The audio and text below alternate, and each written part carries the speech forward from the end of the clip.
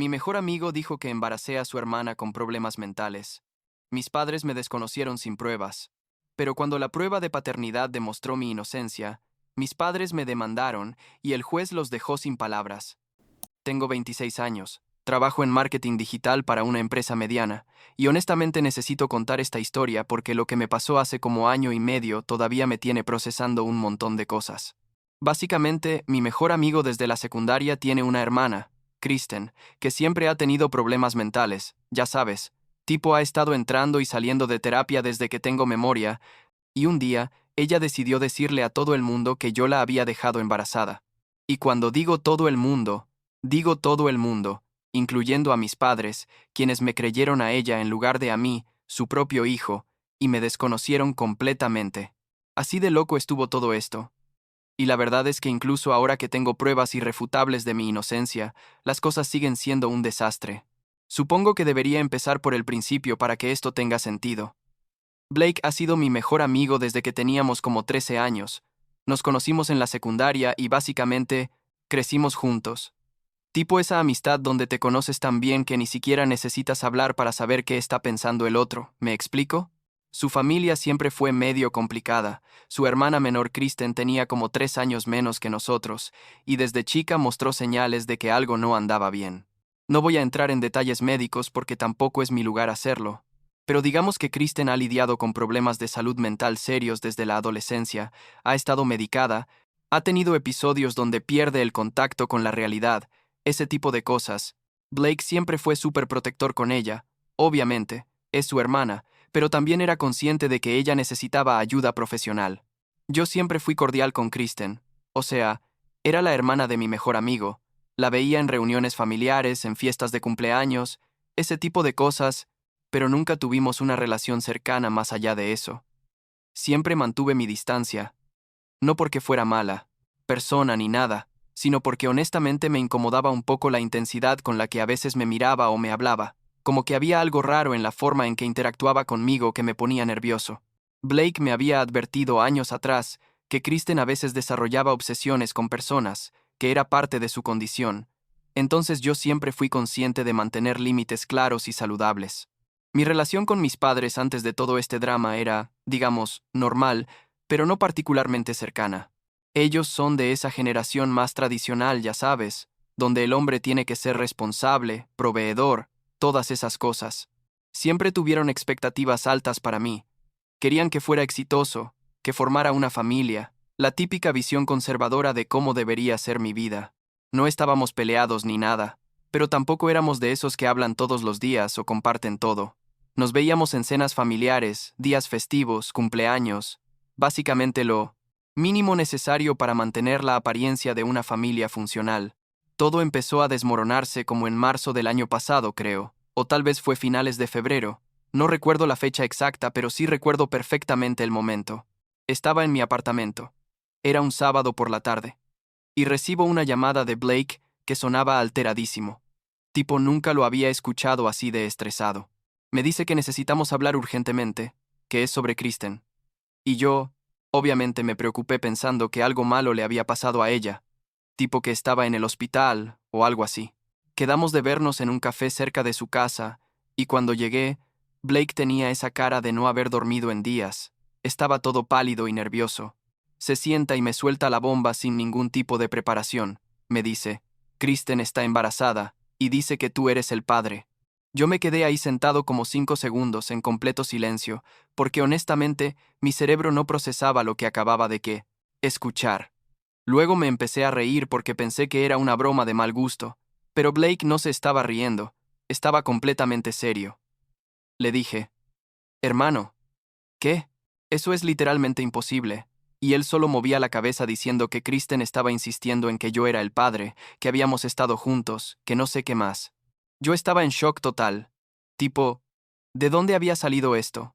Le expliqué a Blake con lujo de detalles que yo jamás, y cuando digo jamás, había tenido ningún tipo de contacto íntimo con Kristen. Le recordé todas las veces que específicamente había evitado estar a solas con ella, precisamente porque me incomodaba. Le mostré mi calendario del trabajo donde podía ver que durante los meses, que ella decía que había pasado algo, yo había estado viajando por trabajo, o había estado con mi exnovia Amber prácticamente todos los días. Blake me creía. Podía verlo en sus ojos, pero también estaba en una posición horrible porque era su hermana, ¿sabes?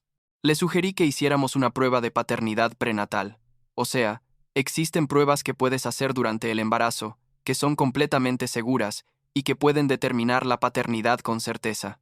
Le dije, mira, si ella está tan segura, hagamos la prueba y esto se resuelve de una vez por todas, yo no tengo nada que ocultar. Blake estuvo de acuerdo y fue a hablar con Kristen, pero ella se negó rotundamente a hacerse la prueba. Dijo que era peligrosa para el bebé, lo cual es falso. Las pruebas modernas son súper seguras, que no necesitaba demostrar nada, que ella sabía la verdad y eso era suficiente. Esa negativa a hacerse la prueba debería haber sido una señal de alerta gigante para todos, pero bueno, aparentemente no lo fue. Las cosas se pusieron peor cuando Kristen decidió contarle a sus padres. Y los padres de Blake son cercanos a los míos. Tipo, se conocen desde hace años, van a la misma iglesia, toda esa onda. Entonces, mis padres se enteraron y yo recibí una llamada de mi madre que estaba literalmente gritando por teléfono, diciéndome que cómo podía haber sido tan irresponsable, que cómo podía haberle hecho eso a esa pobre chica, que tenía que aceptar mis responsabilidades como hombre. Yo intentaba explicarle que no era cierto, que jamás había pasado nada entre Kristen y yo, pero ella no me escuchaba, solo seguía gritando. Mi padre fue peor. Me citó. En la casa de mis padres. Yo ya no vivía ahí. Tenía mi propio apartamento desde hacía como 3 años. Y cuando llegué, estaban los dos sentados en la sala con esa cara de decepción total que te hace sentir como si tuvieras 5 años otra vez. Mi padre empezó con un sermón sobre la responsabilidad, sobre cómo un hombre de verdad asume las consecuencias de sus acciones, sobre el honor familiar, básicamente todo el discurso tradicional que te puedas imaginar. Yo intenté defenderte. Les mostré mi calendario laboral. Les expliqué que durante el NOR, periodo en que supuestamente pasó esto, yo ni siquiera estaba en el mismo estado la mayor parte del tiempo. Aquí viene la parte que todavía me hierve la sangre cuando lo recuerdo. Les dije, miren, durante los meses de noviembre y diciembre del año pasado, que era cuando supuestamente había ocurrido la concepción, según las fechas que Kristen daba, yo estuve en California por 3 semanas en noviembre, por un proyecto de trabajo.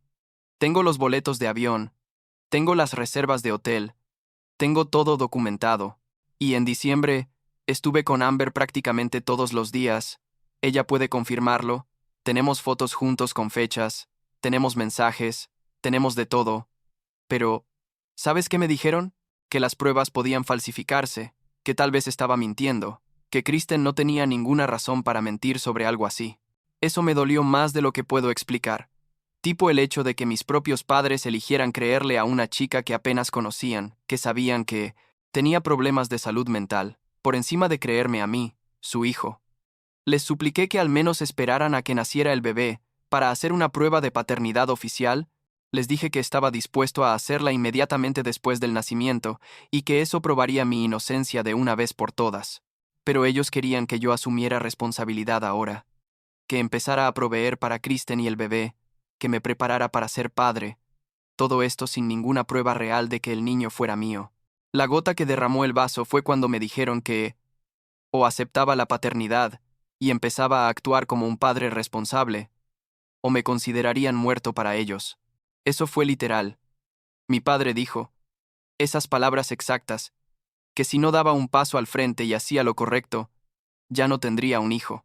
Yo me quedé ahí sentado procesando que me estaban dando un ultimátum, que estaban dispuestos a cortarme de sus vidas completamente por negarme a aceptar responsabilidad por un hijo que no era mío, por un acto que nunca había ocurrido. Les dije que no iba a aceptar ser padre de un niño que no era mío solo para complacerlos o para salvar las apariencias, y mi padre literalmente me señaló la puerta y me dijo que me fuera. Salí de esa casa sintiéndome como si me hubieran vaciado por dentro. Llamé a Blake llorando en mi carro, no podía ni manejar, y él estaba devastado también porque sabía que todo esto era culpa de su hermana, pero no podía hacer nada al respecto.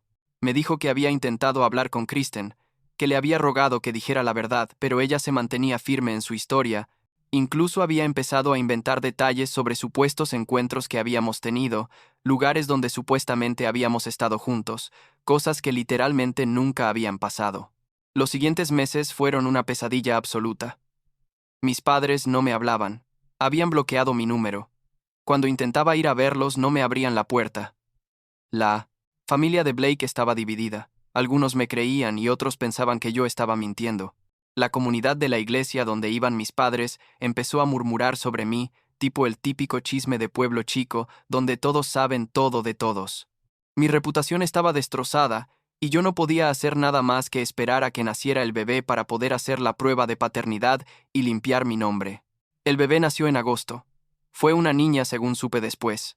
Y yo inmediatamente solicité una prueba de paternidad oficial a través de la corte. Kristen no tuvo más opción que aceptar porque era una orden judicial. La prueba se hizo como una semana después del nacimiento. Tomaron muestras de ADN de la bebé, de Kristen y mías, y luego fue cuestión de esperar los resultados. Esas 2 semanas de espera fueron las más largas de mi vida. No porque tuviera dudas sobre el resultado, yo sabía al 100% que no era el padre, sino porque necesitaba esa validación oficial, necesitaba ese papel que dijera, blanco sobre negro, que yo había estado diciendo la verdad todo este tiempo. Los resultados llegaron, y era exactamente lo que yo sabía que iba a hacer. 0% de probabilidad de que yo fuera el padre, literalmente 0, ni siquiera un 1% o un margen de error. Era imposible que ese bebé fuera mío. Le envié los resultados a mis padres por correo certificado, junto con una carta donde básicamente les decía que tenían razón en una cosa, ya no tenían un hijo, porque después de lo que me habían hecho, después de elegir creerle a una extraña por encima de mí, después de desconocerme sin ninguna prueba real, yo tampoco quería saber nada de ellos.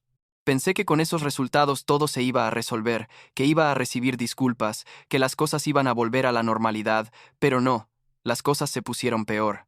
Mis padres aparecieron en mi apartamento como 3 días después de recibir los resultados, tocando la puerta a las 7 de la mañana un domingo. Les abrí porque honestamente esperaba una disculpa sincera, esperaba que al menos reconocieran que se habían equivocado. Mi madre estaba llorando. Mi padre se veía avergonzado, y empezaron con un discurso sobre cómo lo sentían mucho, que habían cometido un error, que querían arreglar las cosas. Pero aquí está la cosa. Sus disculpas no eran realmente disculpas, eran justificaciones. Mi madre decía que cualquier padre hubiera hecho lo mismo, que ellos solo querían asegurarse de que el bebé estuviera cuidado, que era su deber moral presionarme para que hiciera lo correcto. Mi padre dijo que aunque se habían equivocado en este caso específico, sus intenciones eran buenas, y que yo debería entender que actuaron desde el amor. Ni una sola vez dijeron, nos equivocamos, te fallamos, destruimos nuestra relación por creerle a alguien más en lugar de confiar en ti, perdónanos. Encima de eso, trajeron un cheque, tipo pensaron que podían comprar mi perdón con dinero. Era por una cantidad considerable, como $10,000 o algo así, y me lo ofrecieron diciendo que era para ayudarme a recuperarme de todo el estrés que había pasado, para compensar el daño. Yo miré ese cheque y sentí tanta rabia que literalmente me temblaban las manos. Les dije que se metieran su dinero donde les cupiera, que no podían comprar mi perdón, que lo que habían hecho no se arreglaba con un cheque y medio disculpa. Les expliqué que me habían abandonado en el peor momento posible, que cuando más los necesitaba ellos me habían dado la espalda sin siquiera escucharme realmente, que habían destruido años de relación en cuestión de semanas por creerle a alguien más. Mi padre intentó interrumpirme, pero yo seguí hablando. Le dije que su ultimátum había funcionado, que efectivamente ya no tenía padres porque yo tampoco quería saber nada de ellos después de esto.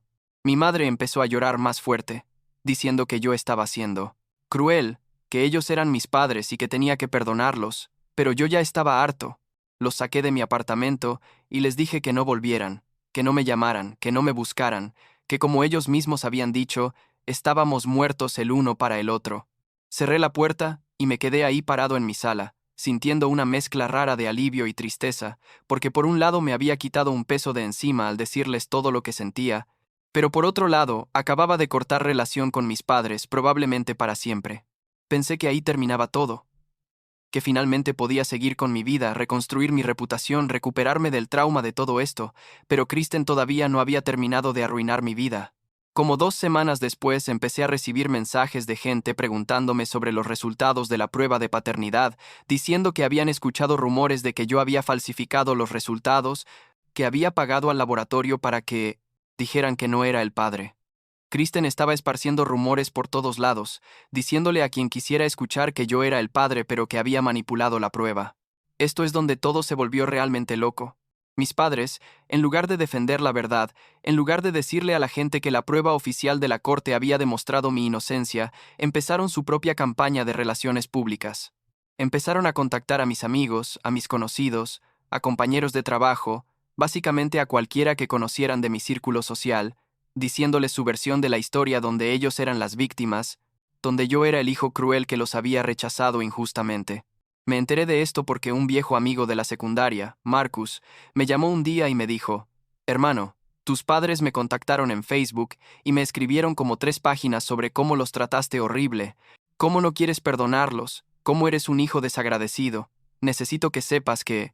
No les creí nada, pero pensé que debías saber que están haciendo esto. Le agradecí a Marcus por avisarme y empecé a investigar. Revisé mis redes sociales y efectivamente, mis padres habían estado contactando a prácticamente todos los que aparecían en mi lista de amigos. Pero la gota que realmente derramó el vaso fue cuando mis padres llamaron a mi trabajo. Hablaron con mi jefe, expresando preocupaciones sobre mi estado mental, diciendo que estaba atravesando una crisis, que había abandonado a mi familia, que estaban preocupados por mi bienestar. Mi jefe me llamó a su oficina, obviamente confundido porque yo había sido un empleado modelo, nunca había dado señales de tener problemas, y me preguntó qué estaba pasando. Tuve que sentarme y explicarle toda la situación de principio a fin, mostrarle los resultados de la prueba de paternidad, explicarle que mis padres me habían desconocido por negarme a aceptar responsabilidad por un niño que no era mío. Mi jefe fue increíblemente comprensivo, me creyó completamente y básicamente les dijo a mis padres que no volvieran a contactar el lugar de trabajo, que si tenían problemas personales conmigo, los resolvieran fuera de mi ambiente laboral. Pero el daño ya estaba hecho. Ahora mis compañeros de trabajo sabían que había drama familiar. Algunos me miraban raro, otros me preguntaban si estaba bien.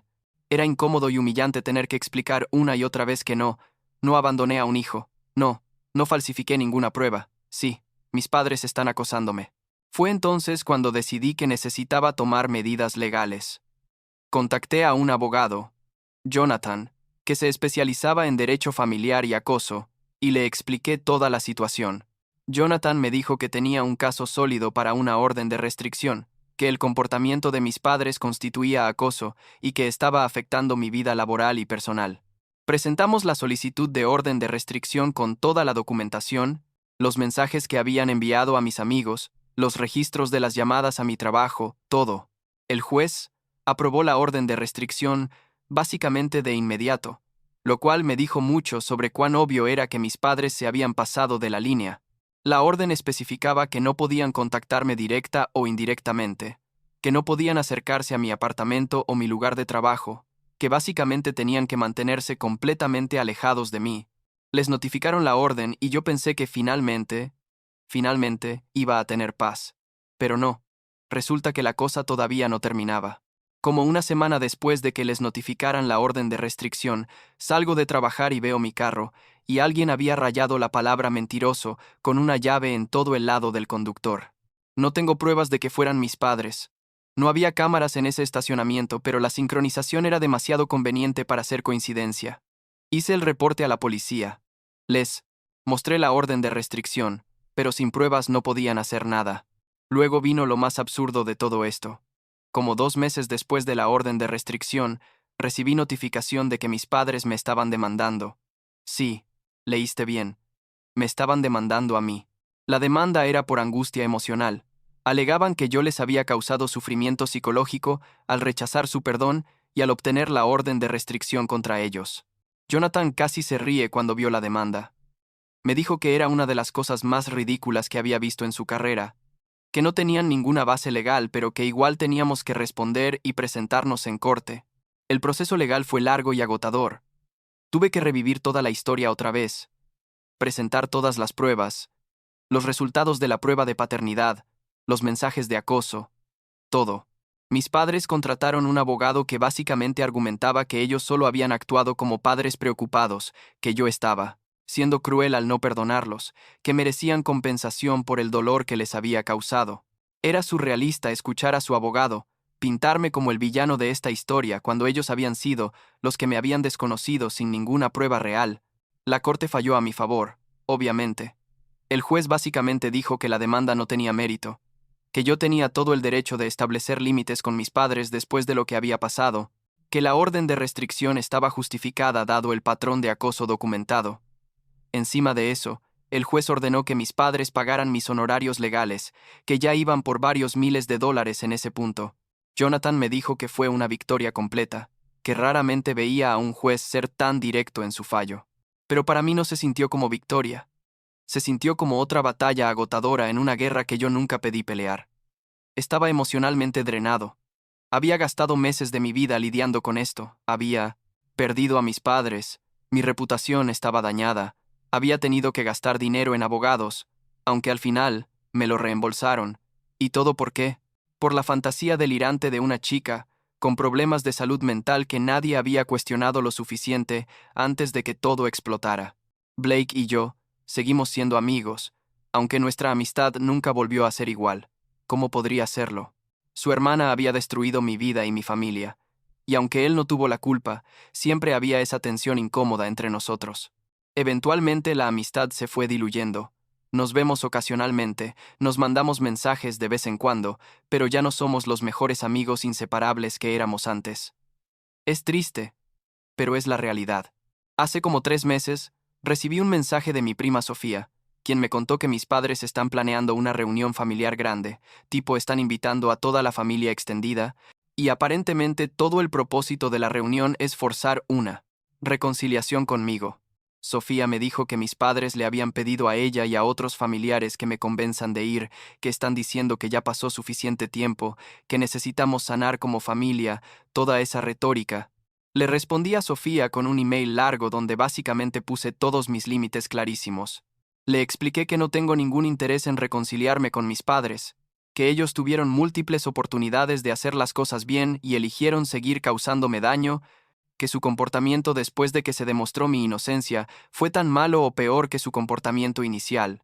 Le dije que aprecio que ella intente mediar, pero que mi decisión es final, que no voy a ir a ninguna reunión familiar, que no voy a responder a ningún intento de contacto, que básicamente mi relación con mis padres está muerta y enterrada. También les escribí un email a mis padres, aunque violaba mi propia regla de no contacto, pero sentí que necesitaban escuchar esto directamente de mí una última vez. Les dije que entiendo que probablemente piensen que soy cruel o que estoy siendo demasiado duro, pero que ellos no entienden el daño profundo que me causaron. Les expliqué que no fue solo que me desconocieran, fue que eligieron la versión de una extraña por encima de la mía. Fue que me dieron un ultimátum cuando yo estaba diciendo la verdad. Fue que incluso después de que se demostró mi inocencia, no pudieron dar una disculpa real. Fue que me acosaron, contactaron mi trabajo, esparcieron rumores, y finalmente me demandaron. Les dije que su comportamiento no fue un simple error. Fue un patrón consistente de priorizar sus propias ideas de cómo deberían ser las cosas por encima de escucharme realmente a mí, de confiar en mí, de apoyarme. Les expliqué que el perdón no es algo que se puede exigir o comprar, que se tiene que ganar, y que ellos no han hecho absolutamente nada para ganarlo excepto causar más daño. Les deseé lo mejor en sus vidas, pero les dejé muy claro que yo no sería parte de ellas, que respetaran mi decisión y dejaran de intentar forzar algo que ya no existe. Ahora estoy enfocado en reconstruir mi vida sin ellos. He estado yendo a terapia para procesar todo esto, porque honestamente, el trauma de tener a tus propios padres dándote la espalda así es algo que no superas fácilmente. He estado reconectando con amigos que me apoyaron durante todo esto. He estado invirtiendo en mi carrera, básicamente tratando de crear una vida donde no necesite la validación o el apoyo de mis padres para sentirme completo. La semana pasada estaba en el supermercado y vi a mi madre en el pasillo de enfrente. Ella me vio también. Pude ver en su cara que quería acercarse, que quería decir algo, pero se quedó ahí parada. Yo solo seguí caminando. No la saludé. No hice contacto visual después del primer segundo. Solo seguí con mis compras como si no la hubiera visto. Cuando salí del supermercado, sentí una mezcla rara de cosas. Parte de mí se sintió mal.